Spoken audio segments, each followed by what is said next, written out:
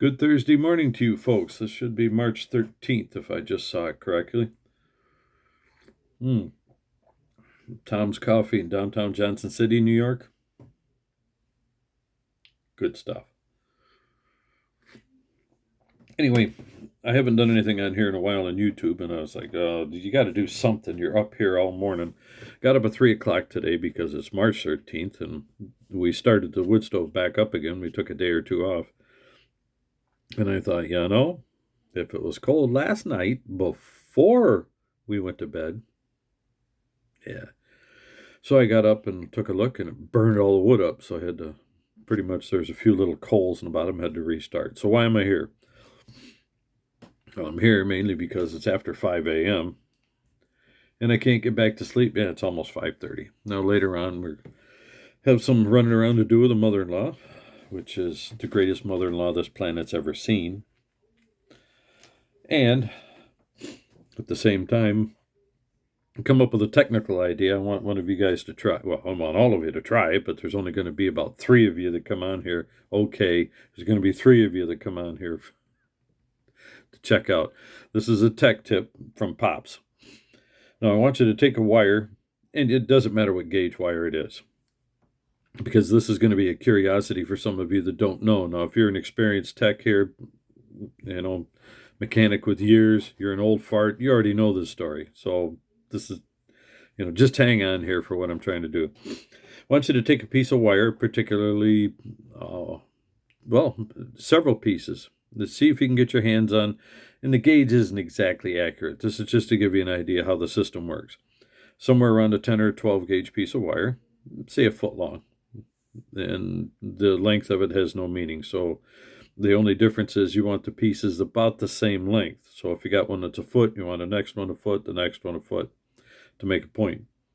The first one is 10 or 12 gauge wire. Then get a 16 or 18. And then if you can, it's hard to find, but a lot of more modern systems, because of the type of, we just don't carry that much for amps. In fact, a lot of milliamps in some of the systems. And with pulse width modulation, on top of that, they're just sending a burst out. So a burst can go flashing across the wire pretty easily. So a lot of wires only around 20 gauge. So try and get something around 20 gauge. Then if you can get finer, get finer. 24 or you know what I mean, smaller. Get your own meter out. Check the resistance of each piece of wire. Now, try and do it with clips. And hang the wire on a piece of wood or something that's not wet or damp, just the wire itself, insulated. So start with your 10 or 12, then come down to your 16, say, and then the next one your 20 or 24, and check them all. See what your resistance is. I mean, go to the fine scale. We're talking single digits, the lowest, direct ohm scale. So you're talking what, 0 to 1,000 amp or ohms someplace in there. Some of them are lower, 0 to 500. Get the lowest ohm scale you can and check your resistance. And you'll find out that first, if you have an old analog meter, well, then zero the thing out. If you got a digital, that's going to automatically zero, touch the two tips together, and sometimes they don't, depending on how old your meter is. That'll give you a reading still of your wires and everything and your connections out to here. And you'll say, what? Yeah, we used to run into that with some of our old meters. It wouldn't zero itself out until you gave it time. Sometimes I used to attach the leads a couple, 2, 3 times, and then hold them there. Let the meter and everything warm up. Then it might go down to 0 or 1. Once you get below 5, it's pretty much, how can we say it? Doesn't matter. Except starter circuits, 6 volt. 5 ohms is massive. And I'll get to that in a minute. But let's just say you're going to take your wires, a foot of each, or 2 foot, 3 foot, whatever you want to do, 6 inches. But you're probably even better off of going 2 or 3 feet of each kind. But still, it's easier to work with a foot. You got to sit here in front of you right on the bench. Nice wooden bench, nothing metal. Put gloves on if you can. But it's not absolutely necessary. Your leads are covered. Connect the wire and check your ohms. You've already checked this. Mark it down if it's 1 or 2 ohms, 3 ohms.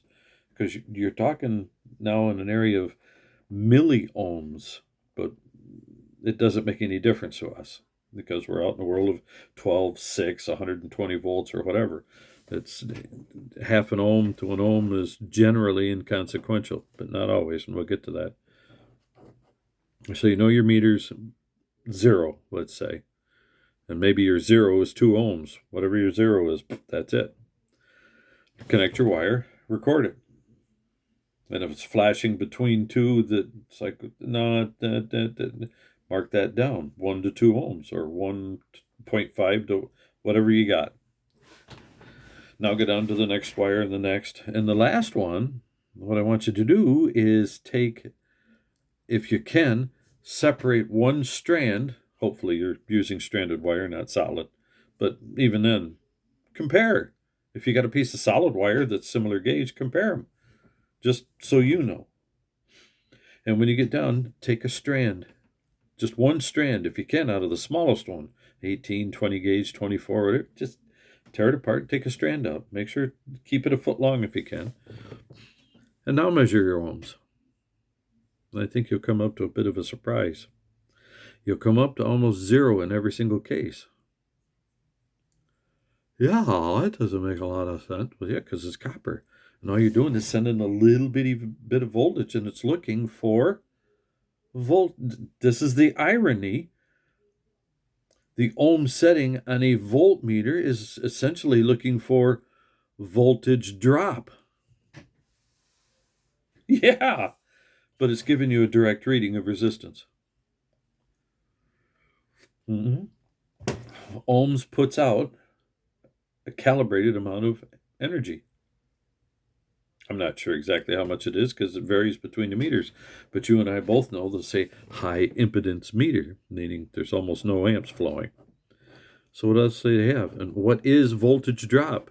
Voltage drop is the amount of amps that don't flow. Milliamps, mega amps, where would it be milliamps, and what's the next one down? Whatever, splitting it up into milliamps, 0.001, getting it way down there, tenths, hundreds, thousands. So they're using voltage drop. It drops going across that little lead. And high impedance, yeah, they're trying to keep it from busting something. I had one of Snap-on's first high impedance meters years ago. It was in this huge plastic box, and it was still analog, but it was high impedance. A beautiful meter until it crapped out. I only paid like $30 for the thing way back when, and Snap-on sold them for well over $100. But some of the new, more modern cars with the dashboard start to get a little more electronic. Chevy had a dashboard, and they're not the Cavalier. What was it? Can't remember the name of it, but it was supposed to be like a mini Camaro, and it had a fancy electronic dash. And they said in-house they could do some repairs, but for the most part it was buy a new dash. And to troubleshoot it, they had to have a high impedance meter. So there's a lot of stuff like that was going on back in the 80s. And 70s, not so much. But even there, some with the higher end models, your foreign cars and such. But my point is to get down to they're looking for voltage drop. Why don't you read it direct? And how do you do that? You have to have a live circuit. So, well, wait a minute. We're measuring ohms. That's right. You're measuring ohms as a passive energy off system. So you're measuring the resistance of a wire. To do that, this is where you have to be careful when you're working on this stuff. And a lot of the new modern meters have a sensor in there that if there's power in the circuit, it switches. You can buy it. I had a Snap-on. It would go between ohms and volts automatically. How? It would detect energy. Now, the handy thing about that was it didn't always read accurate because of the hertz and, basically your AC and your, pulse width modulator, PDI or PDM systems. So you had to be careful what you were using it on. But in a sense, it would sense voltage and switch. And I had one time it went from one to the other, and it wasn't supposed to. It was because the energy that was in the system was so low that it couldn't detect whether it was volts or ohms. But that's to get to the point that every meter on ohms puts out energy, all of them, to do the test. Well, now you're going through two phases. The meter is putting out minuscule energy to measure ohms to give you a reading, and it measures the ohms by the voltage drop of the energy going through the wire. Follow me? So reverse it. To reverse it, you have an energized system, power's on, and you're measuring down the wire, down through the systems and the connectors to see a voltage drop. Clip to your ground or the ground on the battery, or the ground for that particular circuit sometimes is important. Be sure that ground is good. And you're going to hook there and follow the wire down for voltage drop. Now here's the irony of it. While you're following voltage drop, looking for an impedance, well, if you're a guy, that's not a nice word. Looking for resistance, always remember the ground side. You can measure voltage drop on the ground side as well. How do you do that? Well, if you got a light bulb with a bad ground, test one time. Now here's the irony. Go back to that single wire, small as you can get, put it on the ground side of a light bulb, and 12 volt would be the safest. Run your power in just like you normally would, and put one little bitty teeny wire. If you can cover it up, great. Make it nice and long. Keep it covered or coil it up away from itself and put it to the ground. Turn the light on and see it dim. And then follow your volts. If you started a 12 volt source to ground, same system, you're going all the way to the bulb. The other side of the bulb, you're going to get a different read because of the resistance in the wire. On the return side, the ground side of the bulb, you're going to get a read of volts because there's so much resistance in the wire. So now you can play the game. You can put a resistor in the wire and follow yourself all the way down where you can trace to where the problem is. And that single strand of wire, what I want to get across to you is that the multimeter puts out such little energy to do the impedance test to protect the circuits and components in the systems, the electronic systems, is that you can get a little bitty wire like that, one strand, and come up with almost identical impedance to a 10 or 12 gauge wire. That's all for today. I figured I'd throw that exercise out there for you. Remember, 4 or 5 different types of wire, going from large all the way down to a single strand. And then put a light bulb on the circuit. And put that single strand in there. And then if you got nice heavy wire going into that light bulb, you know you're only moving a few tenths of an amp. And in some cases, if you got a nice 35 watt light, now you're talking 3 amps. So you're turning out some energy there. You've got something that you can test. Well, now put different size wires on the return and start measuring both sides of that light bulb. Or motor, same idea, but motor's not so good. They tend to get warm with too much voltage drop. Yeah, because they're inductive. They try and create the energy to make themselves work. That's how they overheat. Internally, because you have a magnetic field and a spinning wire core,